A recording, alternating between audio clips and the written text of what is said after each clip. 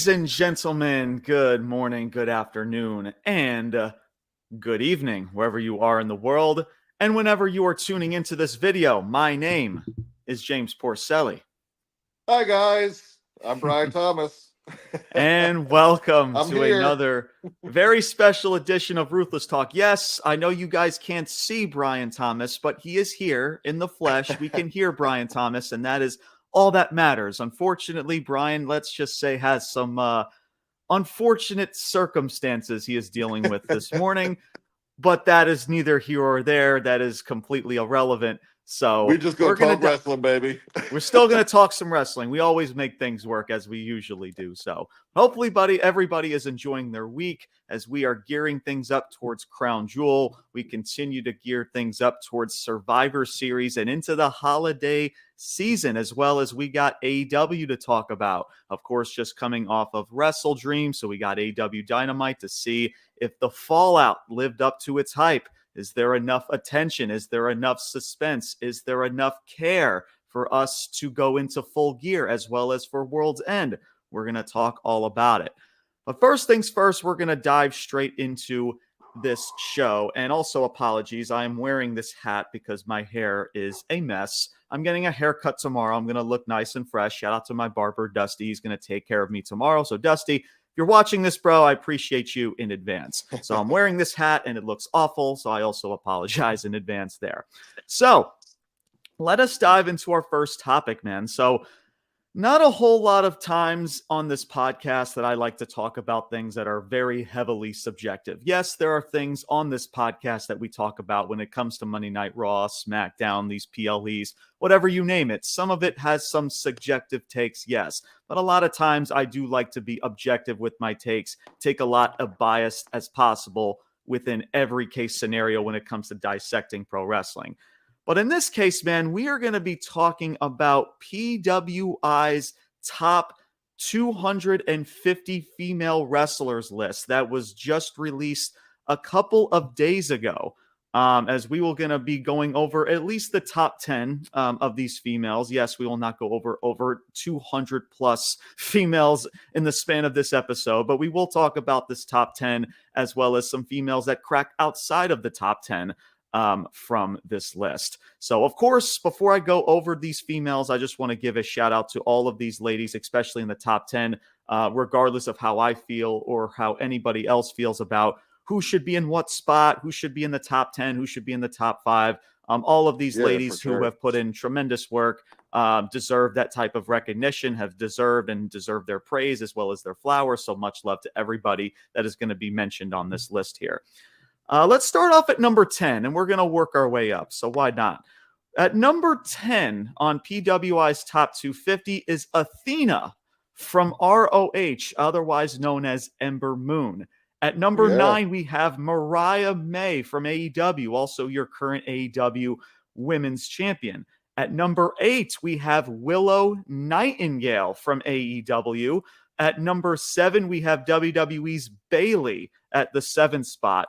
At number 6, we have Stardom's Sairi at the number 6 spot from New Japan from Stardom. Number 5, we have Stephanie Vacuur from CMLL and, of course, New Japan, and, of course, now being a part of WWE and NXT.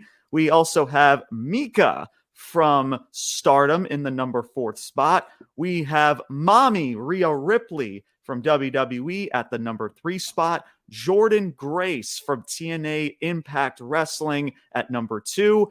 And at number 1 is timeless Toni Storm from All Elite Wrestling. Toni Storm cracks. You can't argue that one. You really can't, honestly. The number 1, they nailed number 1. I mean, absolutely, yeah. I honestly, you really can't make an argument that Toni Storm should be at the number 1 slot in this list. And much love and kudos to her. And I'll kind of start off with Toni Storm and kind of work my way through the rest of this list. And then we'll go outside the top 10 from there. So definitely kudos to Toni Storm, man. Like you said, Brian, again, much well-earned, as I mentioned on social media. It's a very well-earned spot for Toni Storm. Again, just how she has rectified her character. And again, everything from this list started from, or everything kind of goes into this list from, match quality, win-loss record, of course, epic major feuds that they were a part of, et cetera, et cetera. And with Toni Storm, man, ever since just last year, going back to September and October last year, she has been straight up killing it. She really, truly has. Yeah. As well as this feud that she recently just had with Mariah May, which is why, honestly, Mariah May has cracked the top 10 spot and being in that number 9 spot. But much loved and kudos to her, not only just match quality, we've talked, matches, of course, with Mariah May, but with others in the span over the past year, as well as being one of the longest reigning AEW women's champions in AEW, of course, now being her third said title reign. And just, again, an overhaul in her character that has just taken her up tenfold, right? From being pied in the face over in WWE by Charlotte Flair, and now here she is in AEW thriving. So, yeah, I mean, again, any of these other ladies, if you want to make an argument, I wouldn't bat an eye. But if you're going to put Toni Storm at the top of that list, man, I can't really say you're wrong, as well as just, again, the work that she's put in and just her character and how it's connected with everybody. Brian, what are your thoughts, man? Before we go through the rest of these ladies, man, Toni Storm cracking number 1 in PWI's top 250. What are your thoughts? Yeah, I mean, what she's doing, again, in wrestling, yes, it's the matches, but it's also the character, the promos, the everything. And now, in this day and age, social media, all those things too. And yeah, her overall character, what she's done consistent, like every time you see her on the screen, I can't remember a segment really that I've seen her in the last year where I wasn't entertained to some degree. Like, she doesn't go out there and lay duds. She's nailing it in every way you can, as far as, living the character, being the character. Yeah. So yeah, there's, as I think you could, it's arbitrary and you can make arguments for anybody, 2 through 10, but number 1, I don't think there's really a question. Number 1 in this past year, nobody has surpassed Toni Storm and what she's done. Nah. Yeah, no, absolutely. Again, there's no argument for that. Again, you can make the case that you're not wrong in regards to it. As well as for the rest of these ladies, man, like Jordynne Grace, who, obviously who put on a really good performance with people like Roxanne Perez, and of course what she's doing in TNA, and again, the no pun intended, the impact that she has made over in TNA. And Rhea Ripley, even though she has had a hiatus with her injury over the course of the past several months, she was still able to crack the top 3 into this list. And of course, I'm sure majority of that also has to do with the storyline with Liv Morgan, as well as Dominic Mysterio, and how very impactful that has been, as well as the split of the Judgment Day. So Rhea Ripley now becoming this bona fide face in WWE. And then you have people, over in Stardom. You can make an argument to say, who are these people and why are they in the top 10 and why should I care about them? But the way that I honestly go about it, Brian, is that it really is cool to see these people, in Japan and New Japan and Stardom, to where now people are saying, wow, like these people crack the top 10. I need to go and check these people out, their matches, to see why they are looked upon as such to be a part of this top 10 list. So it is really cool. Julia was the same way last year. I believe Julia, who's now a part of NXT now, was number 2 overall. And that really gained a lot of eyeballs over at Julia. So hopefully for Mika and Sairi, it's the same way, to where, who knows? I mean, maybe if they continue to rise to, again, stardom, again, no pun intended, that, who knows, they make a splash over in bigger promotions, whether it's TNA, AEW, or WWE, who knows? So it really is cool to see in regards to that. Let me speak on that real quick, just because I don't know if it's, different in this era with, younger people coming up and how they, are introduced to new wrestlers. But yeah, like even back in my day, like this, the PWI and all the wrestling magazines, they would have like your top 10, NWA, your top 10 AWA. And of course, back in the territory days, like one of the people, the Von Erichs, right? Like I never really saw them on TV much, but that's how I learned about the Von Erichs was through these magazines and like, oh, they're down in this territory, and people say they're good, or people over in Japan or whatever. So I don't know if it still kind of works that way with social media these days, but yeah, man, I don't know some of these women on the list, but it's a good way to find out. Absolutely. No, for sure. And you notice, right? Like in regards to this list, and this is where I'll kind of get into Bailey, who cracked number 7. You can kind of notice outside of Rhea Ripley, WWE was kind of snubbed in this top 5 list to where you question how subjective this list may be. And of course, there's going to be so many Sure. conversations in that. But of course, Bailey I think and there's at least two from WWE that, yeah, could have been put in there. Yeah. yeah, no, absolutely. And for Yep. Bailey, she's had in the course of a year, she's had 29 losses, and I believe majority of those losses were still when she was in that heel run. And then Right. that's when, of course, she was in that babyface character going into WrestleMania and had that amazing WrestleMania match with Io Sky. So definitely, and she's been a workhorse Yep. in the course of that year. So she definitely deserves, the praise in that aspect. And again, how, the turn was done. And again, the match and again, the build could have been a whole lot better with Io Sky and Damage Control. But the finishing touches of the match at a big stage like WrestleMania definitely, for Yeah. Bailey's sake, is giving kudos where kudos is due there. Willow Nightingale as well. If you were to tell me, Brian, that Willow Nightingale would be somebody in the top 10 in PWI's top 250 wrestlers in the Yeah. world, I would laugh in your face. And that's But no she's shade earned to it, Willow. man. Not, Yeah. yeah, kudos to Yep. her as well. She has truly really stepped into her own. Yeah. Beforehand, she would kind of also be kind of the fall gal to where, we need somebody to put over Britt Baker or a Soraya or whatever the case may be, right? But Yeah. now she's really become a true top face in this AW's women's division and putting on tremendous matches with Mercedes Monet from Double or Nothing. She recently just Yeah. had a really good match with Chris Statlander at AEW All Out in Chicago. So much love to her for Willow Nightingale, somebody that we would maybe be like 2 years ago saying, who? Willow Yeah. Nightingale? And why should I Exactly. care? Yep. And now here she is thriving. So again, much love to her. Now, before I get back to you, Brian, I want to mention some people that were kind of snubbed outside of this list. And I have a good case for this one person, and that's Roxanne Perez. Roxanne Perez was number 11. She just cracked outside of this top 10. So obviously, when it comes to these lists, the very first thing that gets published out in these lists are the top 10 females. And then the rest of Hmm. these females get announced after that. So it's almost, I don't know, dare I say, would it be a slap in the face to where, oh, here comes all the top 10 stars. They're the cream of the crop. These are the females that are just thriving in the wrestling industry. But Roxanne Perez, you're that second tier. You're the very first in that second tier. But you can Right. make a case for Roxanne Perez, man. Not only is she the longest reigning NXT Women's Champion, but she's defeated people like a Jordan Grace.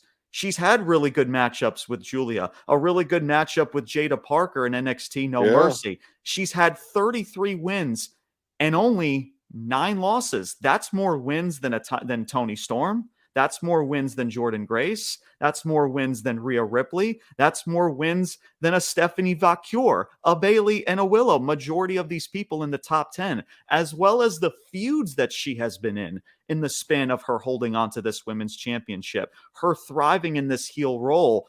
And I don't know, man, if you were to point out anybody to be snubbed out of this top 10, it would honestly be Roxanne Perez, because I can make a case that not only she should be top 10, she could be top 5 because she's just that damn good, Yeah. and how young she is to where she's only getting better. So, but what are your thoughts, man, in regards to Roxanne Perez? And of course, you have Io Sky at number 13, you have Liv Morgan at number 12, and Becky Lynch all the way down to number 17. I'll get to Becky Lynch to kind of end things. But Brian, what are your takes about that? Yeah, so with the top 10 list, and again, I'm not going to say she's not deserving or whatever, but the only question I would have about that whole list really is, would you say Mariah May at number 9? Yes, I mean, I just think it's a little bit too early to put her in a top 10. that's And fair. yeah, like That's my fair. initial, people who I were thinking of, just again, if we're talking about the last year, I mean, I would think Liv's got to be in there. I mean, with what she's been doing just in Yeah. the last year.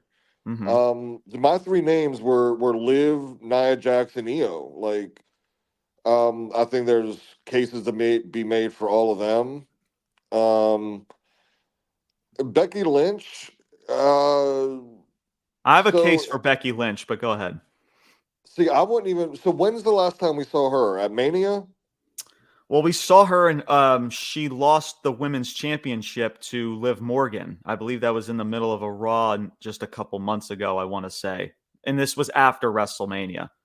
It was after me. It's been so I can't remember how long. Okay, well, because I was just thinking, like, I don't think she had been here long enough for the year to say, to put her in there. So Hmm. even at 17, I'm like, but Yeah. maybe she was here a little bit longer than I thought. Yeah. So she Um, has so she has had 49 matches in the really? span of this year. Yeah, bro, she's been a workhorse, bro. It's Damn. funny. You may Yeah, not even yeah. think that when it comes to Becky. He's like, "Oh, she's had this hiatus, so it makes sense for her Right. That's not to what I'm even thinking. be Yeah, top yeah. 15." Yeah, but she's been a workhorse. She's won 41 matches and she's only Okay. lost 8 and she's wrestled 49 matches. She's just been a workhorse as Bailey has over the course of Well a then, year. I stand corrected because I thought she had been out like since Mania for some reason. I'm like, well, she's only been Right. here 3 months of the Yeah. year, so Mhm.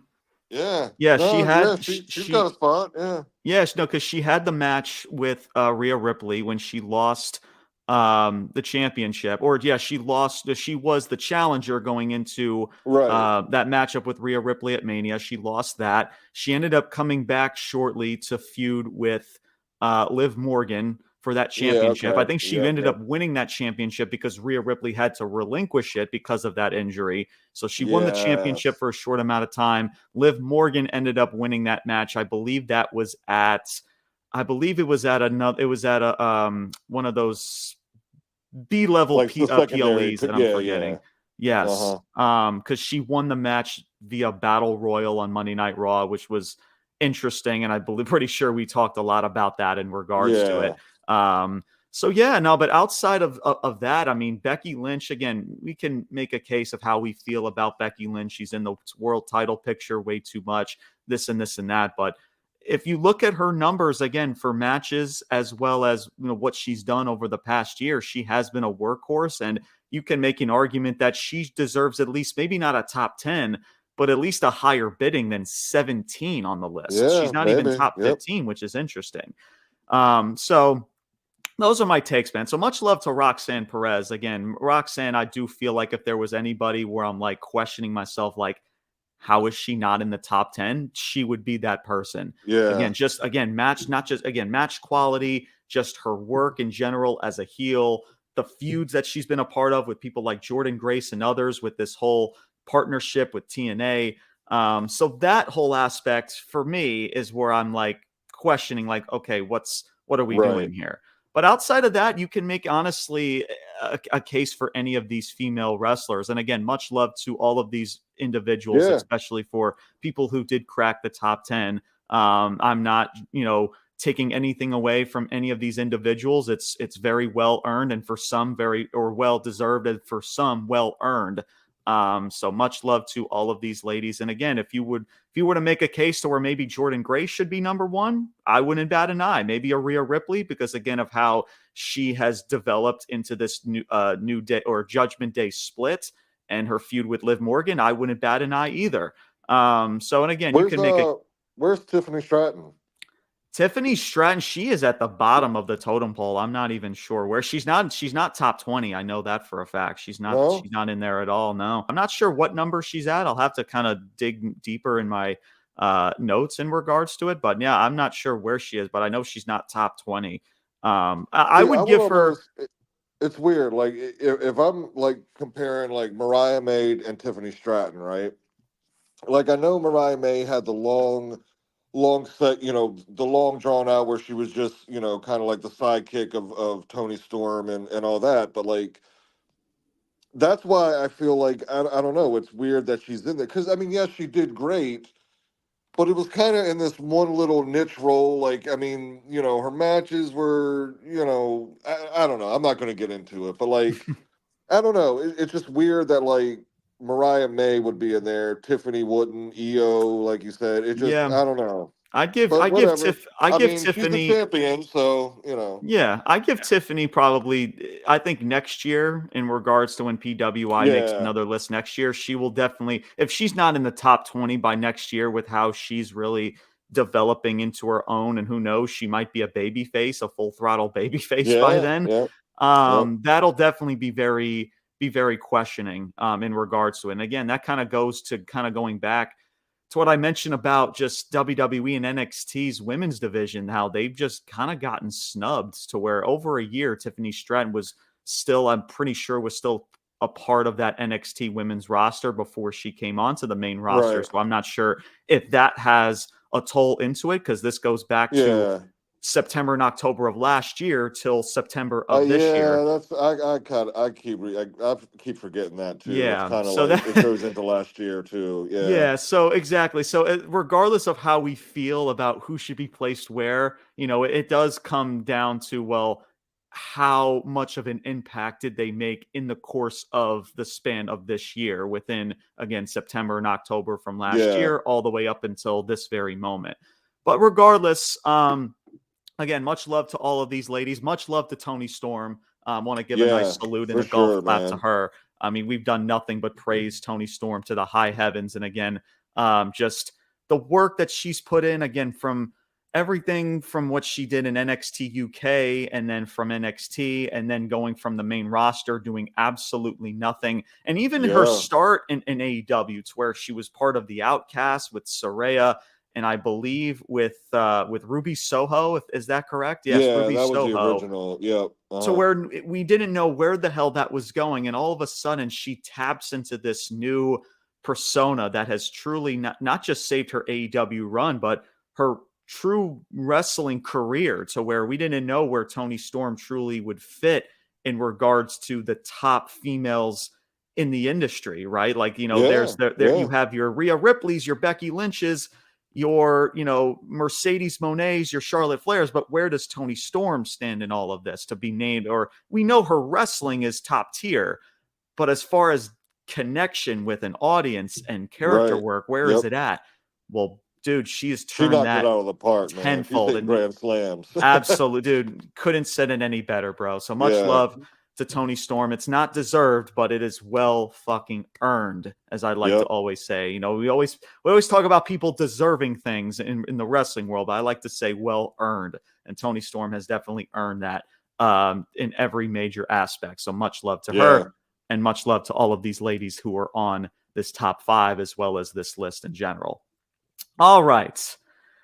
Now, let's get into Monday Night Raw. So, I'm going to be honest with everybody here who are listening, watching, whatever. This might be one of the quickest Monday Night Raw reviews that you might witness today, because I'm not going to waste time going over this 2-hour show, or whatever this 2-hour show was. Was there some good in this show? Yes. And we will acknowledge that throughout this said review. But I'm going to review this from top to bottom, and I'm not going to waste any of your guys' time, because majority of this show has me baffled onto how this was fucking approved at all. So what am I talking about? Well, let me talk about it here. So this was Monday Night Raw. Rhea Ripley starts off the show. She kicks off the show, and she wants Raquel and Liv Morgan. However, she is interrupted by SmackDown's Tiffany Stratton. It's Tiffy time. What brand split? Once again, I asked. Again, it's just, you question what Adam Pearce is doing backstage with all of these SmackDown talent, as well as vice versa with Nick Aldis, with all the Raw talent going over to Yep. Friday Night SmackDown. So Tiffany Stratton goes out there, they exchange some words, and it got so boring and stale to where Liv Morgan and Raquel Rodriguez ended up coming out and pretty much laying out both. They stand tall, and we get this weird tag match with Rhea Ripley and Tiffany Stratton teaming together against Liv Morgan and Raquel Rodriguez. Why?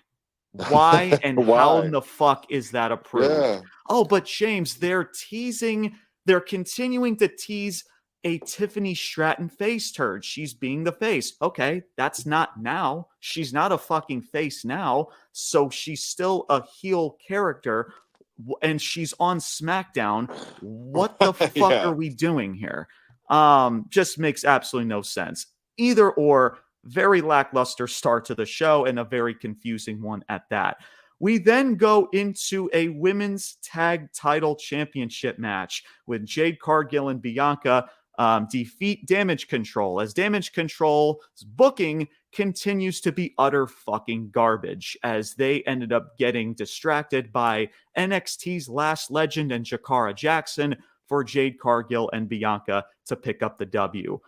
Again, this is another example of why Damage Control character work and their booking need an absolute overhaul because of how piss poor their booking is. And Jakara Jackson and Lash Legend, I don't know why they're there. They lost in less than 2 minutes to Jade Cargill and Bianca. What do I need to see from these two at all? Because they already have had their tag match. Are they going to throw everybody in there in a triple threat tag? Who the fuck knows? Either or, this is fucking weird. Face Damage Control got outbid and outfaced by a bigger said faces known as Jade Cargill and Bianca. Once again, massive overhaul needs to be made by Damage Control and their booking, as it is complete utter garbage. And again, I don't know how it's approved. Moving on, we then go into the War Raiders. The War Raiders make their grand return. Not the Viking Raiders, but the War Raiders, as they ended up defeating Otis and Tozawa from Alpha Academy. Great to see War Raiders and them back in the forefront, as this was a tournament match. Yes, that's right, guys. A tournament, because what's Monday Night Raw without a fucking tournament to develop number one contenders? So great for War Raiders. They look great. It's great that they have their name back. Why is Otis and Tozawa taking this fucking loss? You could have threw in some jobbers, but Otis's booking went from the high heavens with Chad Gable, and now their booking is no different without Chad Gable, as well as minus the storyline. Once again, a complete fucking shit show. We then move on to Cody Rhodes and Gunther in the middle of the ring, as they are selling their matchup for Crown Jewel. They exchange some words and they shake hands. I'm going to repeat that. They shake fucking hands. That's right. For a championship that is not going to be relevant nor any importance over the span of over the next several months. And it's a gimmick championship for an exhibition PLE. Once again, I ask, what the fuck we're doing? We're going to put Cody Rhodes on Monday Night Raw from SmackDown to just have words with Gunther and shake Gunther's fucking hand. What is the obsession? I don't fucking get it. Moving on. Braun Breaker and Kofi Kingston. Braun Breaker defeats Kofi Kingston. Jey Uso comes into the fray to help out the New Day. Kofi Kingston, Xavier Woods, of course, still teasing that heel turn to no avail. And Jey Uso, Kofi Kingston stand tall while Braun Breaker retreats after trying to do some extracurricular activity after the matchup, as they have a match with Jey Uso and Braun Breaker next week. Cool, I guess. But here's some positive, finally. Some positive from this show, which was Jey Uso and Jimmy Uso coming face to face finally. Jimmy Uso making his way to Monday Night Raw, asking for help with this bloodline situation. And Jey Uso says, stick it up your rear end where the sun don't shine, and pretty much says, get out of my face. I want no part of it, leaving Jimmy Uso in distraught. And that's continuing that little tease of a said OG bloodline reunion and how that's going to continue for over the next several weeks. R-Truth and Miz. Moving on. We then go to the tag match. Rhea Ripley and Tiffany Stratton against Liv Morgan and Raquel. Of course, it's Raquel and Tiffany that win this match. After the matchup, Nia wants Tiffany Stratton to cash in her briefcase on Liv Morgan. Before Tiffany can even make a decision, Liv Morgan, Dominic, and Raquel hightail it, leaving the heels retreating to the other heels in the middle of Right. the ring to the rampway, just to Yeah. sell an exhibition PLE, an exhibition championship, and a heel versus heel match. And you're thinking to yourself, that can't be the end of the show, right? That can't be the end of the show. No, guys, that's the That end was of the the show. end. That was the fucking end of the show. What a fucking mess of a 2-hour show. I feel bad for anybody that spent their hard-earned Monday nights after maybe a harder 9 to 5 job, whatever you guys do out there, that had to watch this mess, because this was fucking hard to watch. It's hard to even talk about going over in these notes. And Triple H, man, you say that you can't book the third hour. You would prefer not to have the third hour, but I don't know. Maybe do you want that third hour back so that way you can fill up your show with banger matches, because that's all you know how to fucking do. That's all that Creator 912 knows how to do, because now with a 2-hour show, guess what you got to do more of? Storytelling. And clearly, you ain't fucking doing that, because nobody cares about Miz and R-Truth. Nobody cares about a War Raiders and a Otis and Tozawa match. Nobody cares and is confused and befuddled about Tiffany and Rhea Ripley teaming with one another. And you have the end of the show with heels retreating a bunch of other heels up the rampway to end your fucking show. What a mess. Brian, what are your takes, man, from all of that? Oh, let me where do I start, man? So I'll go with a little bit of a positive in my takeaway from this, because yeah, what we saw like in ring and like out there, in the crowd, yeah, a lot of it was like what the fuck. But I'm hoping that this is signs of what's to come, in the future and going to Netflix, because I did the way they went backstage a lot and had they had the Bronson Reed interview, Bronson the Reed. Jimmy and Yes. Jay stuff. Correct. Yes. I know there was a couple more, man. I'm trying to think. Braun Breaker. He had a So vignette. Yes. yeah, Mm-hmm. and so for that reason, because again, it's like, we were talking last week, like, what the fuck is Braun Breaker doing? He loses to Jay. He seemingly then maybe, going after Gunther only to turn around and spear Jay again. So I'm glad that, we got that vignette where he explains why. But then just taking the story it's what we clearly see coming, like, okay, Jimmy's back, he's Braun has made it clear he's going after the IC title, he's going to win that title, it's coming off of Jay and he's going back with the bloodline. So why did you do this whole thing in the first place, to have Jay hold on to it for 45 days or whatever? Like, Yeah.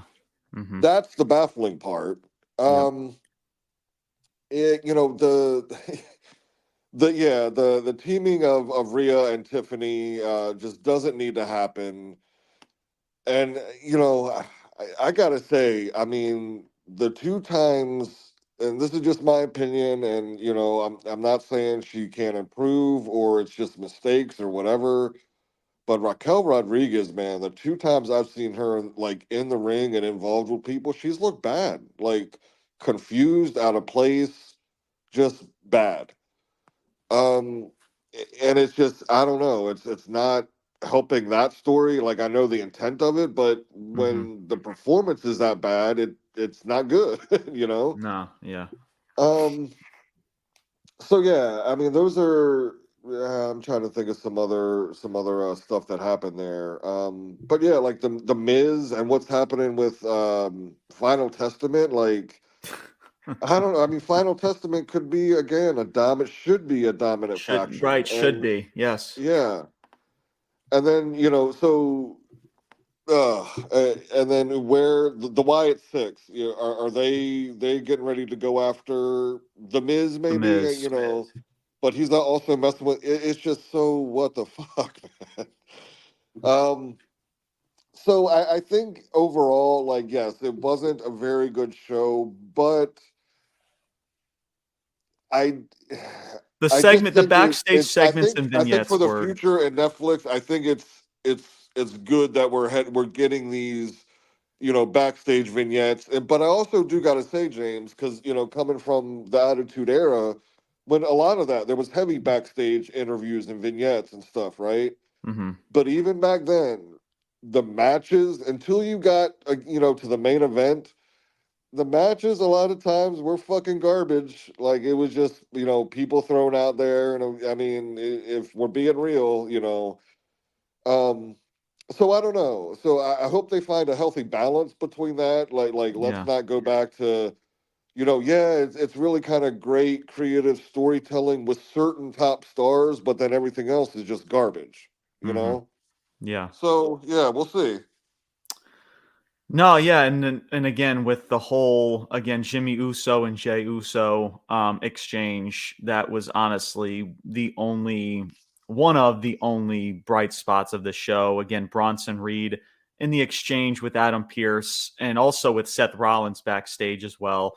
So Yeah, at yeah, least you had that was it. Those little snippets that maybe last what 90 seconds right. within the Yep. show. The rest of the bulk of the show, I'm sorry guys, this was utter garbage. Yeah, It's yeah, heartless. It's absolute horror. Like this is what you're competing against Jets, Bills, against the MLB playoffs. This is what you're doing. And yes, we got Netflix coming up in a couple weeks, right? And the way that I look at it, Brian, is this: is that you want as much momentum, right? You want as much eyeballs and investment and intrigue, not just going into Crown Jewel, not just going into Survivor Series, but also to Netflix in this calendar sure. year. And yes, The Rock is coming back. You've got John Cena in his retirement tour. There's still, of course, guys, just because I'm ripping this show does not mean that there's still not a whole lot of stuff to look forward to. But man, there is something called momentum that you need, especially when you're Yeah, going to a big time streaming service in Netflix. And the last 2 weeks of Monday Night Raw have been nowhere close of any sign or any life of momentum since Monday Night Raw has been to 2 hours. None of it. yeah, And I'm telling you, man, if you take away the bulk of this show, which is filler, which is just banger matches. You take away the banger matches that Bianca and Io Sky had just a couple of weeks ago that filled up your yeah, show. Some other shows that can fill up your show that are matches for 10, 15 plus minutes. If you take away that, and you actually have to bulk up your show with people like Rhea Ripley and Tiffany Stratton. That is your way to get to the end of the show to keep people's interest. I gotta see Tiffany and Rhea Ripley. Much love to both of those ladies, but right. both of them Yeah, in a tag team. That is your way to get to the end of the show to keep people invested. What the fuck are we doing here?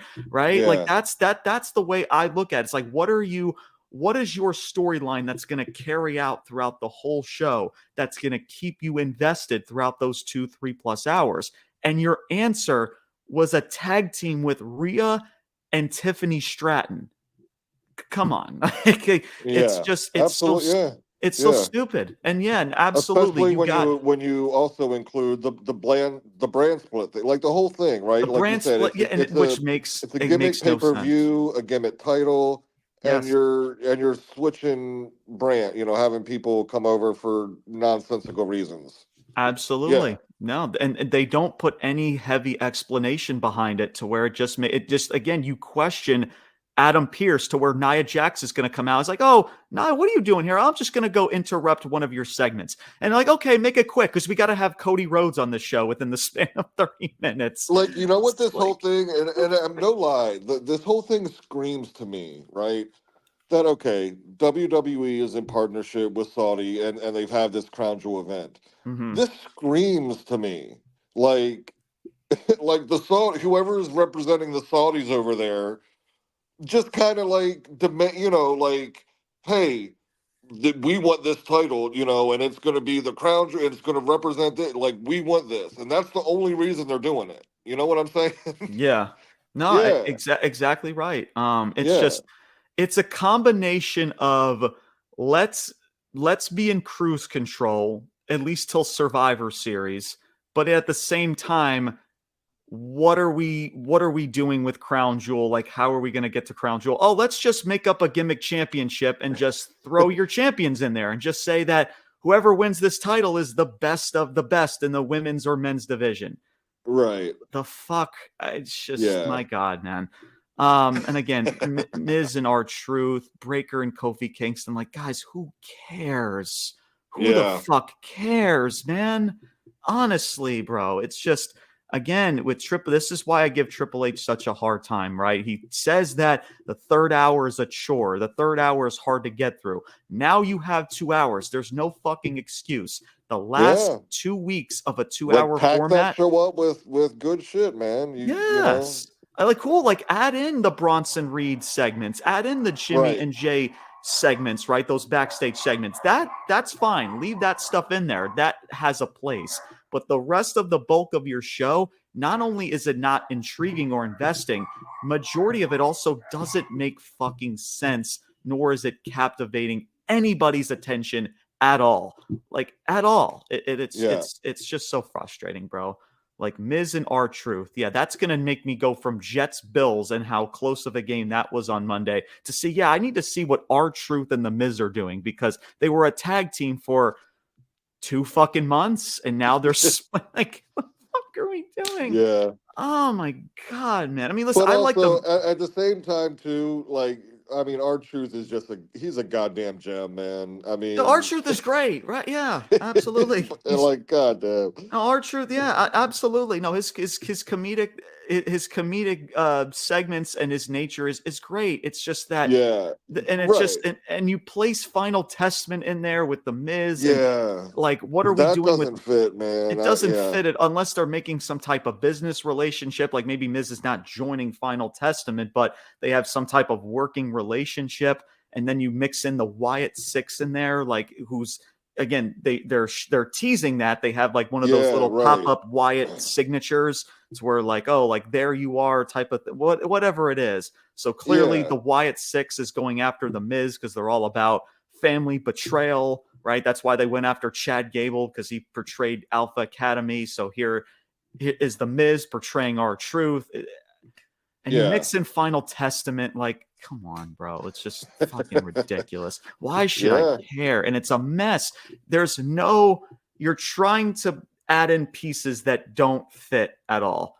It's just, that's it. That's the best way I can put it. So I don't know if they're in cruise control. I don't know if they just don't know what the fuck they're doing, or it's both. It's probably both. Yeah.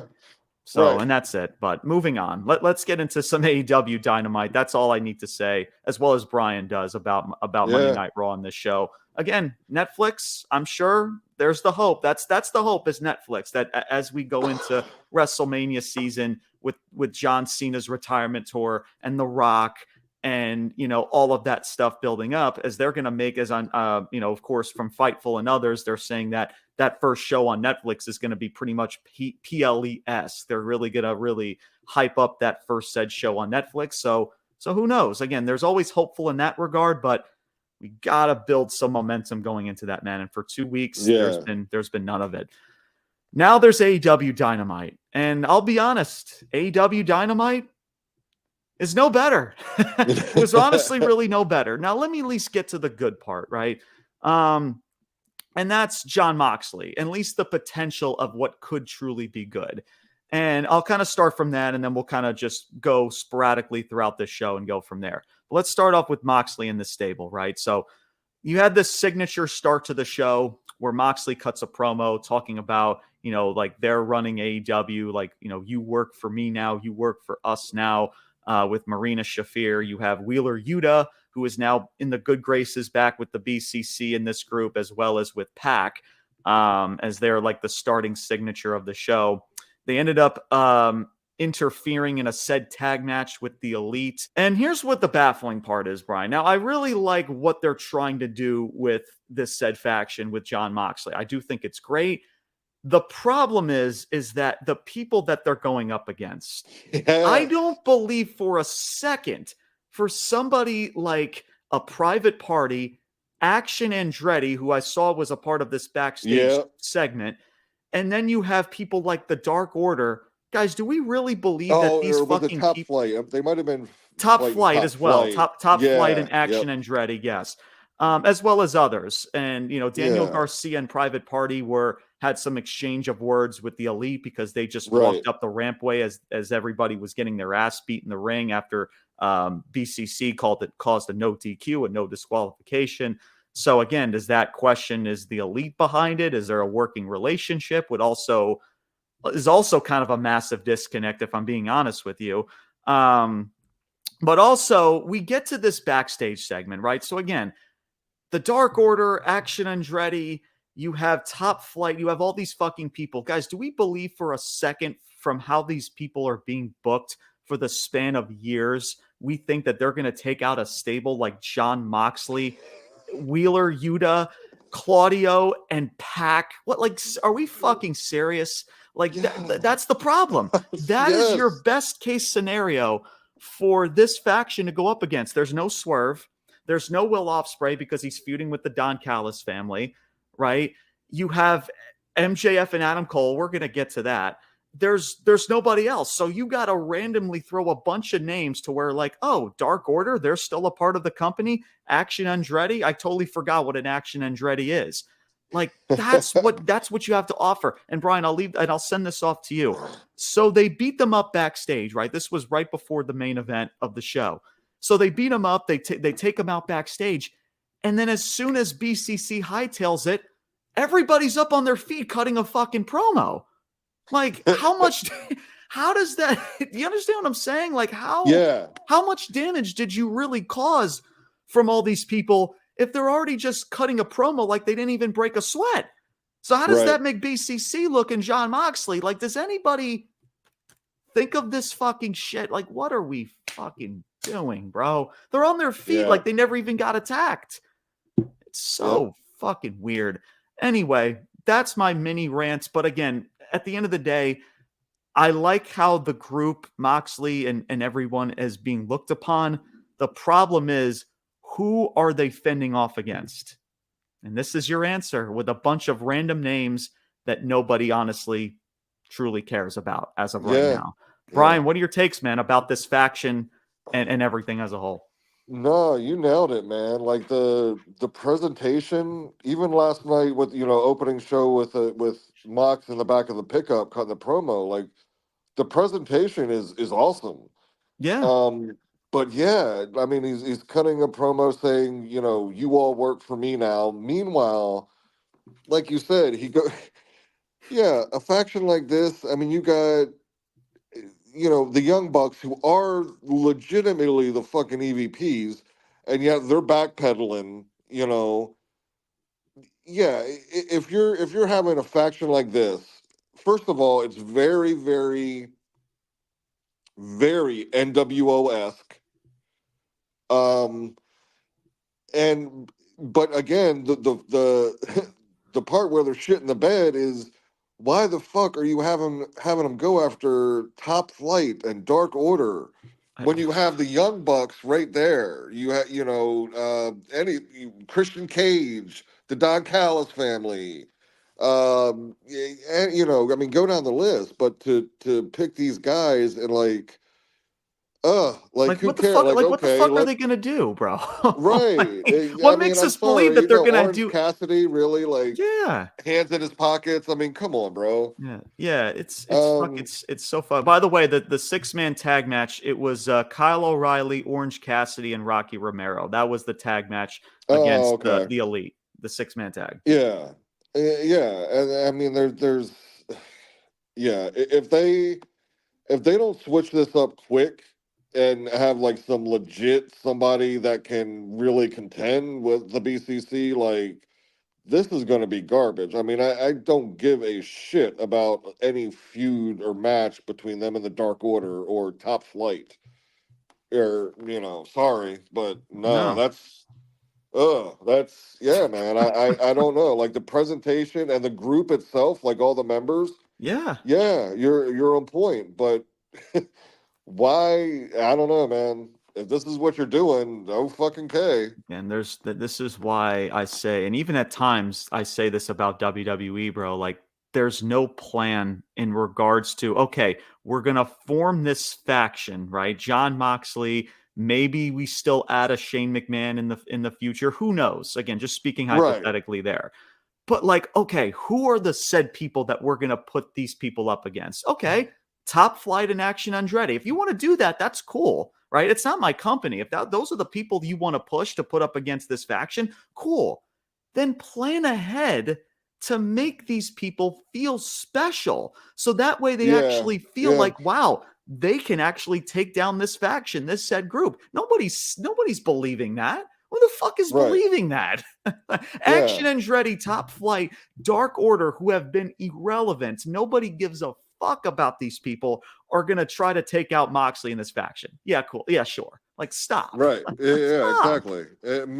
And like you said, especially with the things that Moxley is saying in the promos, to Right. have the Bucks out there, Yeah. and not interact at all, like come Yeah. on. No, again, and maybe there's, you can I'm have sure some, they'll get to it, yeah, at maybe, some hopefully, point. but like, damn, man. Right. Yeah. And maybe, I guess, again, like I mentioned earlier, and I've even mentioned this about Jon Moxley and this said group, like, could they be working with BCC? Because, or excuse me, with the elites? Because the elite have stated they're the ones that are running AEW. They're the ones that running the company. But now the BCC are saying that they're now running the company. So is there a working relationship there? That would And that's the where I'm only, saying it's getting into very NWO-esque, man. Especially even like with them coming out there and just laying waste to like 10 people. yeah, I mean, that NWO 101, man.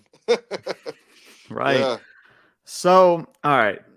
So there's that, right? So again, absolutely, I 100% agree with you, Brian. Like, the presentation of this group is really good. Marina Shafir, I love what they're Yeah. doing with her to make her add or showcase her strengths and hide her weaknesses in her game, as well as with people like Pac and Claudio and Wheeler Yuta, right? These are good members of this faction Yeah. that everybody has a place, and you've got the head honcho, that's Jon Moxley in this faction. So the presentation is great, but it's how we're developing people to go up against is Yeah. befuddling. It's just odd. Right. We even get to a more odder situation, and that's MJF and Adam Cole. Now, Adam Cole starts the show off. He opens up the show in his babyface shtick, right? He's out there, he's panning the Yep. crowd. Who wants to hear story time with Adam Cole, baby? That whole spiel. And he pretty much goes on a tangent about MJF and how he's just a disgusting human being, that he knows the real MJF. All he cares about is himself. Again, just a very weird, like, he's fake, he's this and he's that. Just a weird explanation of why Right. you're going after this fucking dude. It just did not make sense. However, MJF, he's on the Titantron. His explanation at least makes a lot more sense. And he talks about Adam Cole, like, you turned on me. You made me feel like I can't trust or love anybody ever again, right? You took everything away from me, but Right. yet that makes sense. But the Yes. problem is, Brian, the roles should be reversed to where now For sure. Yep. you put Yep. MJF in this heel role, right? Talking about he feels betrayed, right? But yet Adam Cole is the one trying to get the revenge. There's nothing for Adam Cole to get his revenge because he cost him the championship. He turned his back on him. What else does Adam Cole need to fucking do? It should be MJF being the one to get his hands on Adam Cole. But yet the roles are 100%. switched. There's a massive disconnect. It's and the And they're steam of trying this, to shoehorn the story in there and make you believe that there's something Adam Cole should be pissed about. Like, right. And he's no. giving a shout out to Adam Cole is giving a shout out to his buddies, the Undisputed Kingdom, which I believe are still heels, which is also I fucking think. weird. I think I don't know what Undisputed Kingdom even is. Um, Yeah. Right. it's just That's it's another just so faction odd. that could, I mean, that hasn't done anything if you wanted to go against Mox or whatever. Right. Undisputed Yeah. Kingdom. Fuck. Sure. If you want to make them faces and make it make sense in the near future, hey, Yeah. we're going to make them turn face and we're going to line them and put them against Jon Moxley in his stable. Cool. Yeah, let's fucking do it. Yep.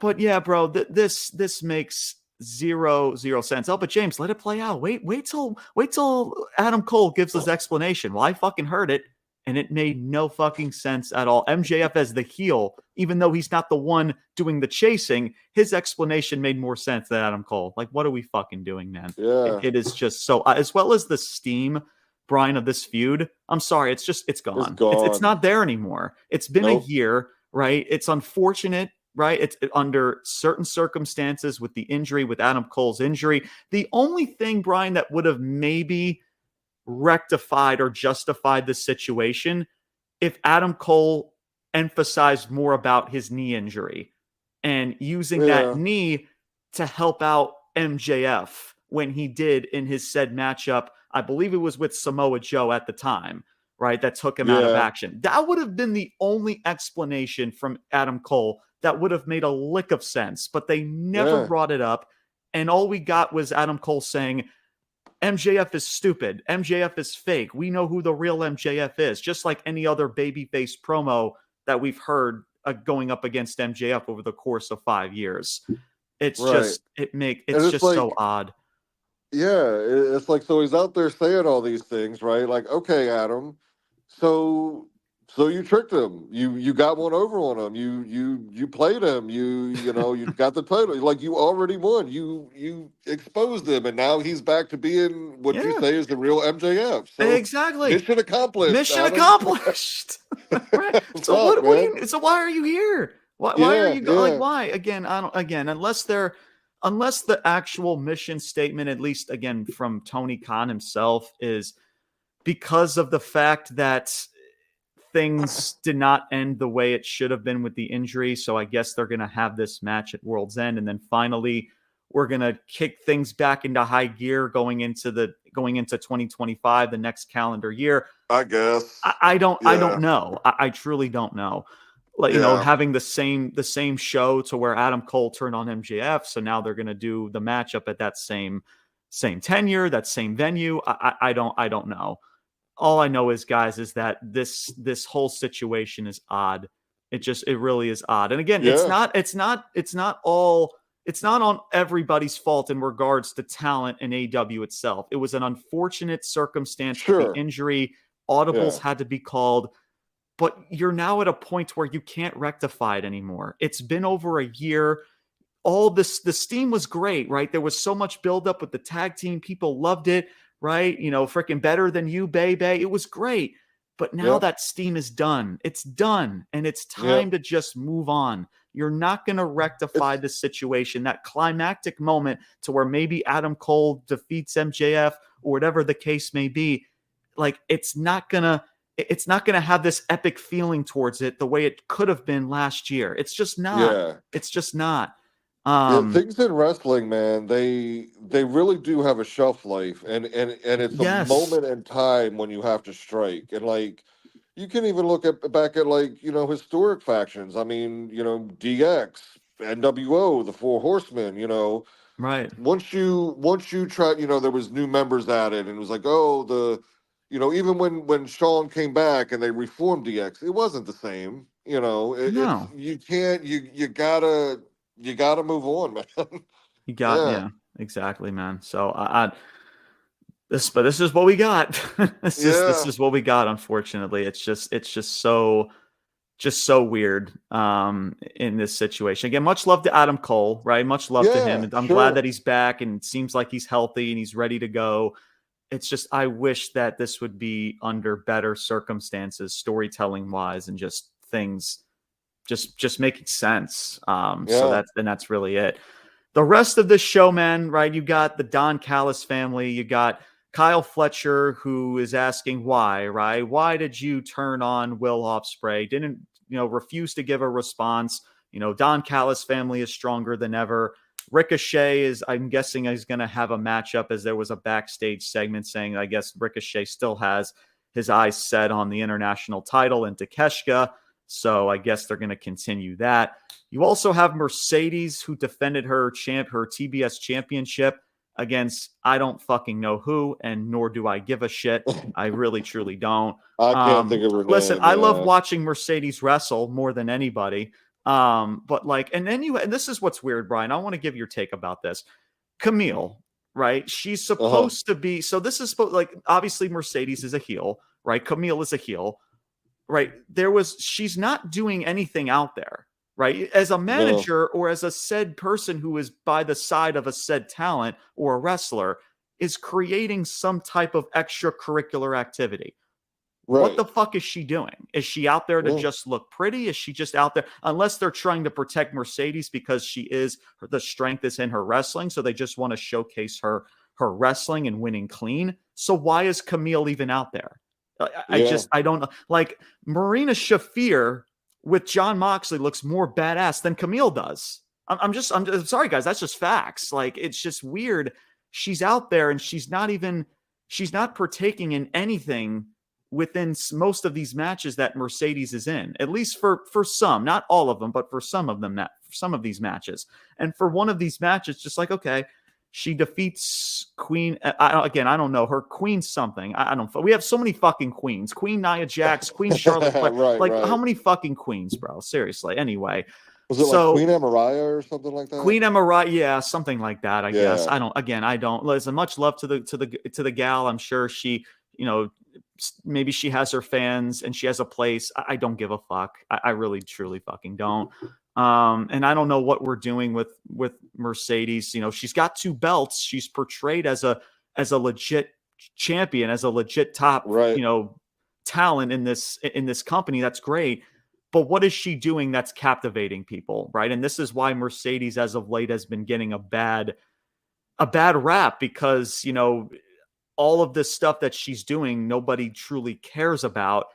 And there's, like, you're putting her up against potentially Chris Statlander, who Hmm. was a heel against Willow, alongside, who is it? Freaking Stokely. Stokely, right? Thank you, Brian. Yeah. With Stokely Hathaway, and all of a sudden, Chris Statlander is now departing Now ways she's from face Stokely again. Hathaway, and now she's this fucking face just out of the blue, and now Yeah. she's gonna go after the TBS championship. Like, she's already dethroned Jade Cargill when she was here in AEW. Like, guys, like, what? This is what I mean, man. Like, there's no planning ahead, right? We're booking Mariah May and Mercedes to the high heavens, as we should as champions, but there's Yeah. no said opponents for you to feel as such, to be like, wow, this person can take the championship away from Mercedes or Mariah. You kind of felt that way with Willow when she had her matchup at WrestleDream. Outside of that, like, who is being built up properly out in this women's division outside of Mariah and Mercedes? Who is it? Right. And they're not even being involved in anything special, so nobody even cares. Mercedes has 2 championships, and for what she's involved in, she's got nothing to show for it, unfortunately. None. So it's fucking weird. Brian, what are your takes? Mariah, Mercedes, her matchup, this women's division, bro. What are your takes about it? The women's division as a whole, yeah, it's a complete mess, man. Other than Tony, and I guess, Other than, by extension, maybe Mariah May, yeah, right. Mm-hmm. Um, but yeah, I mean, otherwise, again, with Mercedes having, Camille out there, like, what is she? What is she doing? Is she going to get, either she's going to get involved or she doesn't need to be out there? It's kind of Exactly. weird. It's just weird. Now, Yeah, she's been involved in yeah, some sometimes, right, matches. right, yeah, yeah, Right. So, but if you're still not going to showcase that, if she's just out there just to look mean and whatever, and to, I guess, be a pretty yeah, face, then, like, what the fuck is she doing? It was just a waste of time, right? To where, yeah, again, if you wanted to see Mercedes wrestle for several minutes, then great, you got your wish, as I did. I love watching Mercedes wrestle much as anybody, but I just didn't understand, like, why, as a heel yeah, no, tandem, why for is she sure, out there? So yeah. yeah. Um, so yeah, I mean, Mercedes is going to go out there and have good matches, but you're right. There's nothing that's captivating in what she's doing. Two titles, not captivating. No. She can go out there and have a banger match. It's not captivating right now because it's who she's with and the stories they're telling and Yeah, all that stuff. exactly. I'm gonna, which kind of reminds me of another one, which, man, I mean, I like the backstage promo with Swerve and Prince Nana. I thought that was really good. Yes. But Shelton Benjamin, man, like, bro. And no shade to Leo Rush. I mean, but again, this is Shelton Benjamin. You're bringing him in here. We all know who Shelton Benjamin is and the type of athlete he is. This was his first match, right? I believe it was his first match. Correct. His first matchup. I got some. Yeah, I'll have something to say about that. But yes, this was his first yeah. match. So, and no shade to Leo. Maybe not put Leo in that spot or whatever. But even with Leo, that should have been dare I say, a squash match or pretty close to it. With Yeah. MVP out there, and it went what, like 15 minutes or something. I was like, what the fuck, Did it like. really go that long? I have no idea. I mean, I think I mean, 12 maybe. Something around there. I think. Interesting. But Wow. it's Interesting. just like, Wow. yeah, you're introducing this new faction, and Benjamin still looks like $1 million.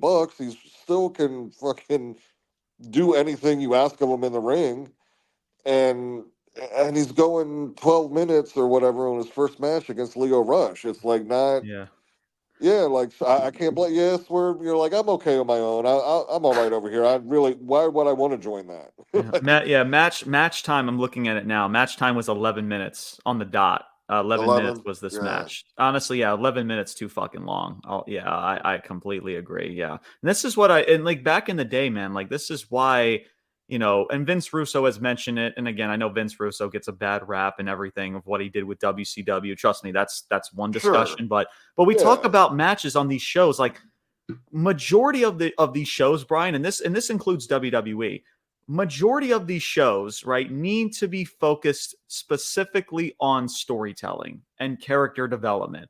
And then for these matches, should be maybe at the most 8 to 9 minutes at I was most. gonna say like 8 to 10. Yeah, Eight to and like, ten, your yeah. main event maybe 20 If it's whatever. like a big But said main event that you're building up, then yeah, if you want to go over that 10 plus minute mark, yeah, then sure, absolutely. But for any other given weekly show, like these matches should be no more than maybe 8 to 9 minutes tops. yeah, yeah. Maybe 10. Maybe 10 if you want to stretch it, maybe. And that's the problem. It's just like I get it. You want to showcase Shelton Benjamin, and he's still got it. He's 40 plus years old, and he's still got it. And against Leo Rush, yeah, I mean, yeah, I mean, I honestly would have preferred honestly, a squash Yeah, a match or a jobber jobber. match just for like Yeah, five right, minutes. That's all you need for Shelton Benjamin to do. right. 3 or 4 5 minutes, and he's in there with Leo Rush. He's trying to put a Leo Rush away for 10 plus minutes. It's just, yeah, I don't know. Unless you're trying to Yeah. also give Leo Rush some shine because he's rarely on AEW television. Which that might be a little maybe at some point down the road, maybe he's involved in the mix with this, maybe. But again, it's just for the first match, for the debut, Shelton Benjamin, you want this to be a powerful, impactful faction. Right? That ain't Yeah. the way to do it.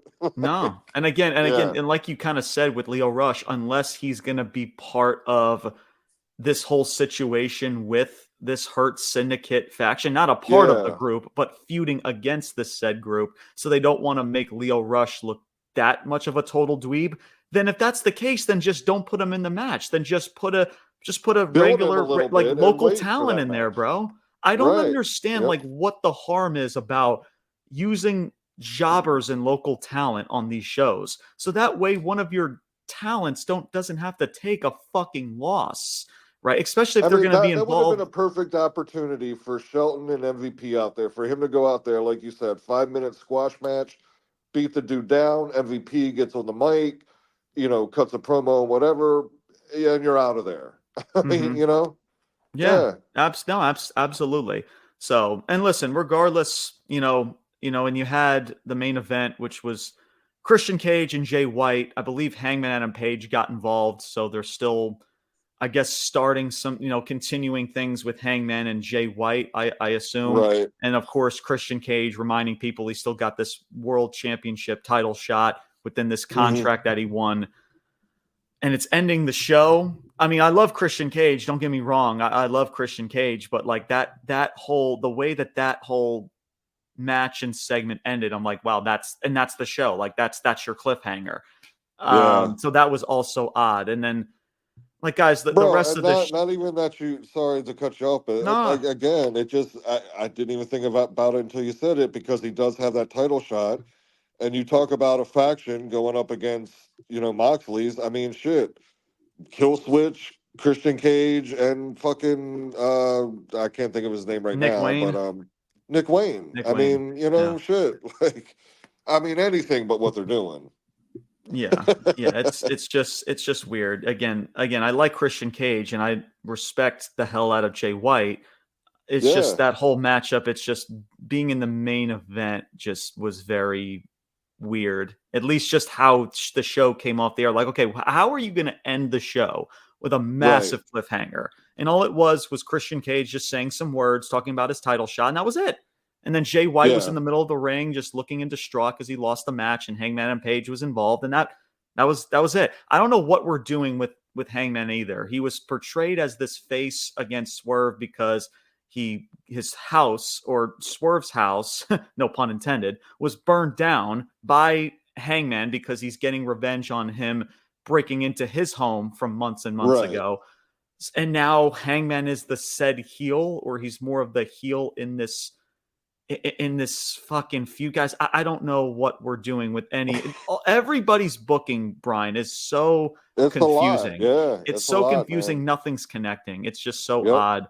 And guys, like the rest of this show, like bro, like what should we talk about? What's competing with MLB playoffs, right? Is it FTR against who the hell did they freaking fought against? I don't even have my notes out here, but they were in a tag match that did absolutely Yeah, nothing. You got the learning tree that's out there. Yeah, the learning tree was also out there in this match. Again, no headlines were created with FTR and that. Just a waste of yeah, time. Like, guys, what's there to talk about outside of Moxley and his faction that has potential, Swerve and MVP and Shelton Benjamin that has potential, that were snitbits of this show. Outside of yeah, that, guys, what's there to talk about? What's yeah. competing with the New York Mets and the Dodgers from last night? Like, what's competing with that? There's nothing, right? Right. What are you going to do when you get to this streaming service, right, with Max, that is also going to be in full effect coming in 2025? What are you doing beforehand to get people's attention leading up to that?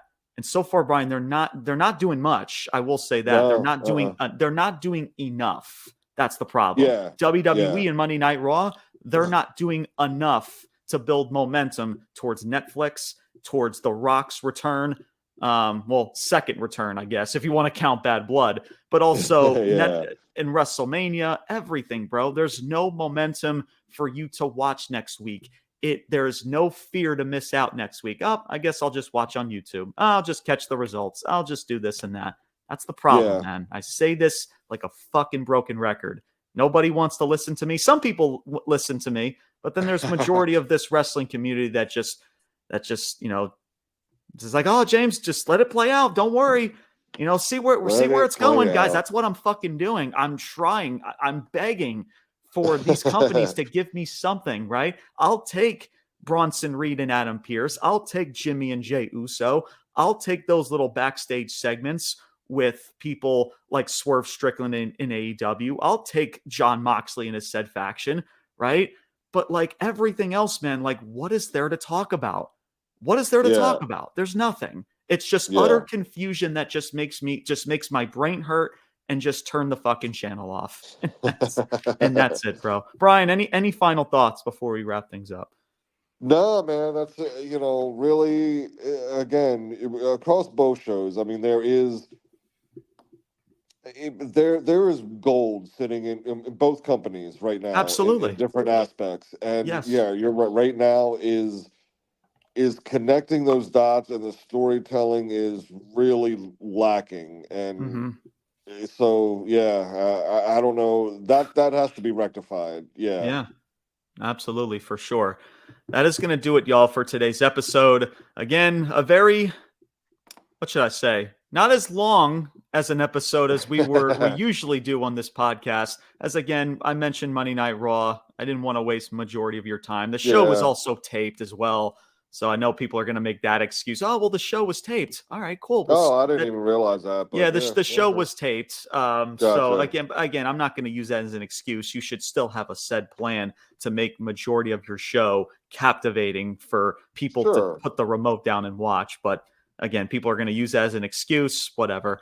But either or, Thank you guys so much for tuning in to another edition of the Ruthless Talk podcast as we went over PW Insider's top 250 female wrestlers of this calendar year. Talk about AEW as well as Monday Night Raw. Thank you guys so much for tuning in. Hope you guys enjoyed. Make sure you guys follow us on social media, Instagram and TikTok. That is Ruthless_Talk. Does WWE have some things in store for SmackDown? As we will be going over SmackDown this weekend. Of course, Kevin Owens and this whole situation with Randy Orton and with Cody. I think Randy Orton was at a live event calling out Kevin Owens, saying he's got a beatdown coming. So who knows in regards to that? And again, hopefully it continues to push Cody Rhodes away from the bloodline, as well as with Jay and Jimmy and this bloodline reunion, right? Is that going to continue to tease, continue to unfold? So hopefully SmackDown has something this weekend, something positive for this week, because so far it ain't it, man. At least from AEW and Monday Night Raw, it just ain't it. So hopefully to end this week for pro wrestling standards, that SmackDown puts on somewhat of a decent show, that they have a plan to captivate a lot of people. So we'll see where it goes this weekend as we'll talk about SmackDown. And of course, we got Crown Jewel coming up. We'll be talking about Crown Jewel. We got Survivor Series. We got another roundtable coming up, ladies and gentlemen, for Survivor Series in the month of November. More details will be discussed as weeks goes on, so make sure you guys stay tuned for that. We also have, ladies and gentlemen, next week, we will be having another pro wrestler on this podcast next week. And it's a big name, and I'm going to give more details on social media moving forward, and we'll talk about it for the next show as well. But make sure you guys stay tuned. This is going to be a very big special guest that we're going to have on this show. So make sure you guys stay tuned for it. I'm looking forward to it. I know Brian is as well. So we definitely looking forward to having that said person on the show. Who that said person is, you're going to have to stay tuned and find out. But thank you guys, of course, for all the love, and of course for everybody who are always tuning into these podcasts, for tuning into these episodes. Make sure you guys stay tuned in, as there are more pro wrestling, chaos, confusion, all of the above to come. Brian, final thoughts before we end things, man. Yeah, definitely really looking forward to the interview we have next week and the roundtable coming up, man. And as always, just thank you guys for listening, subscribing, liking, sharing, all the stuff. So until next week, or no, I guess until Sunday, maybe. I don't know. Till this weekend. That's right. Absolutely. And again, thank you guys. Of course, if you're watching this on YouTube, make sure you guys subscribe on YouTube. We're very close to 250, almost at that 250 mark in subscribers. So make sure you guys subscribe to our YouTube channel. And of course, like I mentioned, follow us on our social medias at Ruthless_Talk. And of course, available on Spotify, Apple Podcasts, as well as on YouTube. And that is going to do it for today's episode, everybody. My name is James Porcelli. I'm Brian Thomas. Until next time, there will be a next time. Your boys are signing off, saying salute. Peace out. And take care, everybody. Top guys out.